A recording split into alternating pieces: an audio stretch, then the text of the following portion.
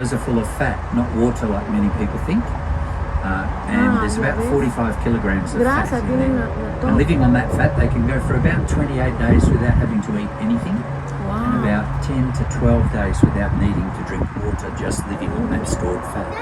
So they are beautifully adapted to desert life. That's why they're so successful in Central Australia and why we'll never be rid of them. But as I said, qué interesante. in European history, and we're happy Qué to have them here interesante. at the Estos zoo. son camellos de Fabulous Arabia. animals.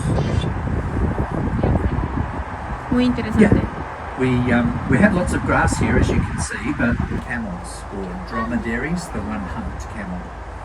The whole of the centre of Australia is desert, and when we were exploring the desert, when we first came to Australia, we imported camels to help us do that work, ideal for walking through desert country.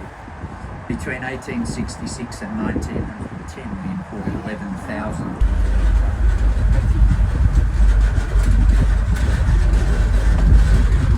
Mira qué precioso, qué lindo.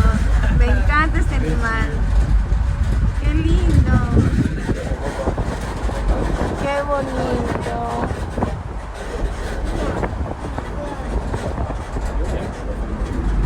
Qué hermoso.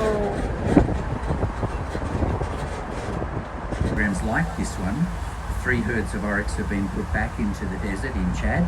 They are breeding in the wild, and the last census found 400. Lucky for them, lucky for us, there were good numbers in private collections, particularly in Saudi Arabia. The Saudi sheikhs kept them for their own hunting. They have pet leopards, pet cheetahs, eagles that they would use to hunt the oryx for sport. Females and 1 male in our little group here. We are hoping that we'll have some baby turkey in the spring. They are very, very tough little animals. In the Gobi, which is their stronghold, it's minus 20 in the winter, plus 40 in the summer, and there are no trees. So they have nowhere to shelter. They just have to stand out in the weather and cop it all, and they do that beautifully. I said they're the only truly wild horse in the world. Even here in the zoo, they won't be touched by people. So these horses have never been ridden, they've never been trained to pull a cart or pull a plough. And if they were in real trouble, there were only 13 animals left in the world. And of those 13, only 9 were young enough to be able to be used in a breeding program. So we had just 9 animals to try and get these beautiful little horses back from the brink of extinction. And we have done. We have about 3,000 turkey now. 2,000 of those are running free in reserves in southern that they call the Plains Indians. They lived on the beautiful grasslands that cover 3/4 of the United States. The settlers wanted that land for farming, and the Indians didn't want to move off it. And so there was fighting, and the Indians were very good at that. They relied heavily on the bison. They ate them. They used their skins to make clothing and to make shelter.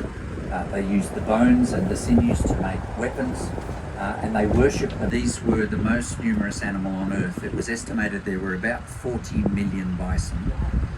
By 1870, just 170 years later, there were only 400 of them left. And that's because the white settlers tried deliberately to make the animals extinct. And it makes me sad with us here. They're hiding up the back from us a bit today. These are North American bison. Native to the continent of North America, and when Europeans first